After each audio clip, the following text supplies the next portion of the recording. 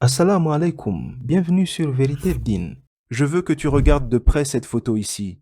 Elle montre deux soldats israéliens posant dans le lit d'un enfant palestinien qu'ils ont tué à Gaza quelques instants plus tôt. C'est vraiment immoral, mais nous savons déjà qu'assassiner des enfants et même des bébés est une pratique très courante pour l'armée sioniste. Mais ce qui est intéressant, c'est que le soldat qui se trouve à gauche vient d'Inde. Il fait partie des centaines de migrants indiens en Israël qui participent à l'extermination du peuple palestinien. Très peu de gens savent que le tout premier soldat israélien tué lors de l'actuelle invasion de Gaza était également originaire d'Inde. Ce qui m'amène à deux points de données que les grands médias ont complètement ignorés en couvrant ce génocide.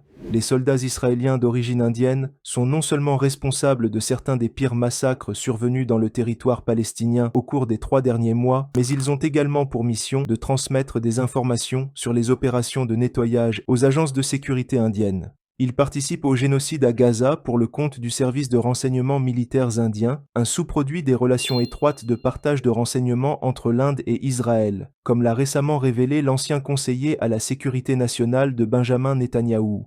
There has been intelligence cooperation between Israel and India over the years. It's a law. Il existe une coopération en matière de renseignement entre Israël et l'Inde depuis des années. C'est une longue coopération et j'ai eu le privilège d'y participer et j'ai dirigé des délégations en Inde pour discuter avec mes homologues et collègues indiens. Indian counterparts and colleagues. Le mois dernier, l'ambassadeur israélien en Inde s'est vanté qu'il pourrait créer toute une armée israélienne avec des volontaires qu'il a reçus en Inde qui ont une soif de tuer les musulmans partout où ils peuvent les trouver. Mais concentrons-nous d'abord sur les centaines de soldats juifs indiens qui sont actuellement à Gaza en train de tuer des Palestiniens et faisant exploser des écoles et des mosquées tout en partageant également des informations sur les méthodes génocidaires d'Israël avec les renseignements militaires indiens. Ces renseignements aident le régime de Narendra Modi à développer son propre plan de génocide contre les musulmans indiens de Cachemire. Il a déjà été rapporté que la barbarie d'Israël à Gaza est devenue une grande source d'inspiration pour le régime Modi, et nous savons également que le gouvernement indien étudie les tactiques et stratégies déployées par l'armée israélienne à Gaza, ainsi que la propagande utilisée par le régime de Netanyahou, ce qui amène de nombreux experts à conclure que les musulmans du Cachemire courent désormais un grand danger de nettoyage ethnique au nom de l'autodéfense indienne.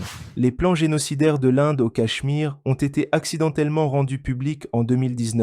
Lorsqu'un haut diplomate indien aux États-Unis, oubliant qu'il était filmé, a déclaré que l'Inde adopterait le modèle israélien pour nettoyer ethniquement la population musulmane et réinstaller les hindous dans ce territoire. Nous avons déjà un modèle dans le monde. Je ne sais pas pourquoi nous ne l'appliquons pas. C'est un modèle qui est appliqué au Moyen-Orient. Si le peuple israélien peut le faire, nous pouvons le faire aussi. Je pense que nous devrions suivre le modèle israélien et pousser nos dirigeants à l'appliquer.